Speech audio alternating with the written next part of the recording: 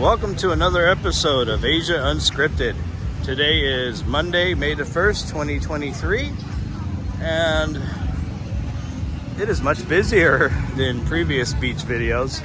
It is a public holiday today, tomorrow, and Wednesday here in Vietnam.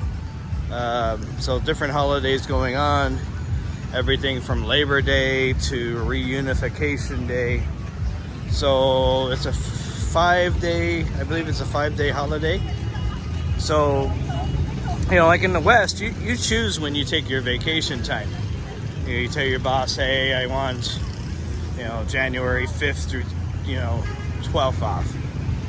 In Vietnam, you take your vacation when it's the public holiday. And so you're really only going to be taking your holidays like during Tet and then during this time of year.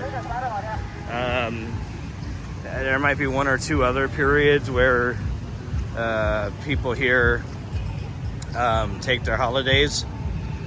But basically everyone in Vietnam takes their holidays at the same time. And the same goes for most of Southeast Asia. You take your vacation during times everyone else is. So I guess that's good and bad, because plane tickets, like to here, for example, are ridiculously high. So I was just reading a news article that it's actually cheaper to fly internationally, like to Bangkok, than it is to fly from Ho Chi Minh City to Hanoi. So it's kind of crazy.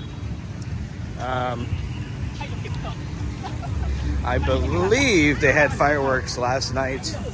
I was working, so I couldn't go out like I can now.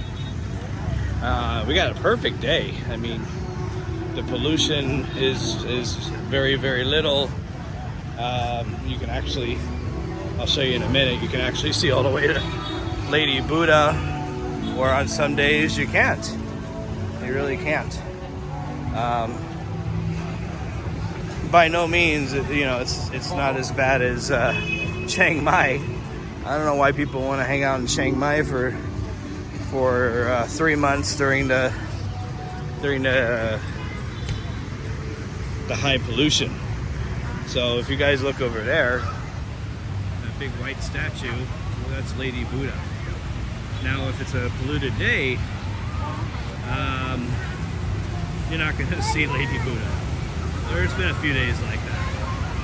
So this is the busiest I've seen the beach since I've been back, since 2019. So it's good. The weather is great. It isn't too hot. Now in a week it's going to be hot. We're talking mid-90s by next weekend. But right now it's upper 80s, I believe. So upper 80s, no pollution. Perfect day for swimming, and a perfect day for taking a video. Anyways, I haven't done a video in a while. I still have some Kuala Lumpur videos to put up and a few other things. I just haven't had time. I've had people come visit me, so I just been busy with that and busy with work. This is actually my last week in Danang.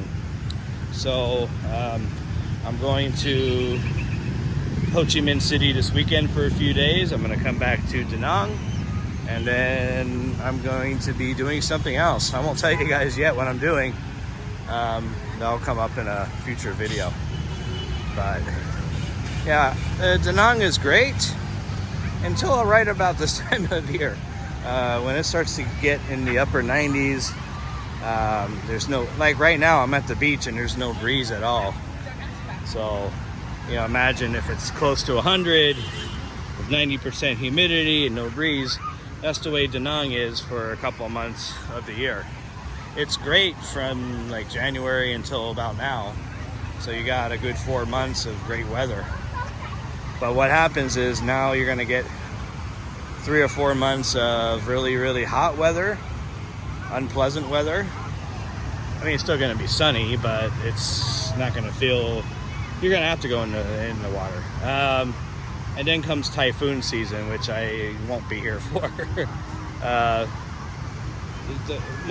lot of the typhoons that hit the Philippines make its way over here, and Danang is usually ground zero for that.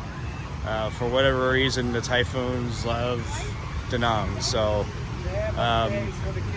I'll stay away for that. So that's basically, I don't know, July or August through the end of the year, and then things finally cool off again, and Danang is a great place to be. So, but don't let that dissuade you from coming. If you love the hot weather, if you can deal with weather almost 100 degrees, and fine, come on out. If typhoons don't bother you, come on out. If typhoons do bother you, I'd suggest you head south. Ho Chi Minh City doesn't really get those typhoons. It's kind of outside the typhoon belt. So, head south, young man. Yeah, it's really nice today. Yeah, so for the last week, I'll just be wrapping things up here. I still got some work to do. Gonna try to get out if I can. I do have some Hoi An. I do have a Hoi An video, just one Hoi An video that I did with the Hoi An last week. I really only spent a few hours there, so I was only able to do one video of Hoi An. It really deserves more, but I just didn't have time. Every day they're playing volleyball. They play it up until midnight, 1 a.m. I was down here last week really, really late, and they were still playing volleyball. They got a light up there, so that part of the beach is lit up so they can play. So yeah, in my opinion, this is one of the nicest beaches in Asia. So most of the time it isn't crowded like this. These are mostly domestic tourists from Vietnam that come up here from Hanoi, Ho Chi Minh City, because they love the beach life too. So anyways, I just kind of wanted to show you the big difference between when I got here in early March and now. When I got here in early March, there was very few people here. So Danang, it can be popular. You got a lot of traffic, a lot more traffic than my first video here.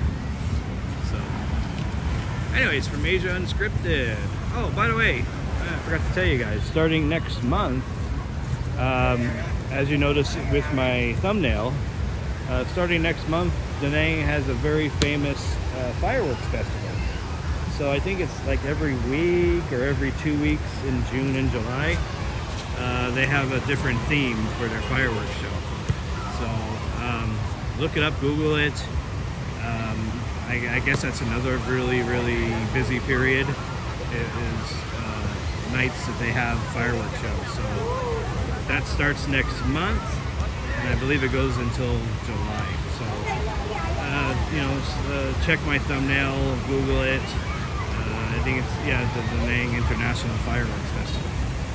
Anyways, for Asia Unscripted, this is Jason. You guys take care, and I'll see you next time.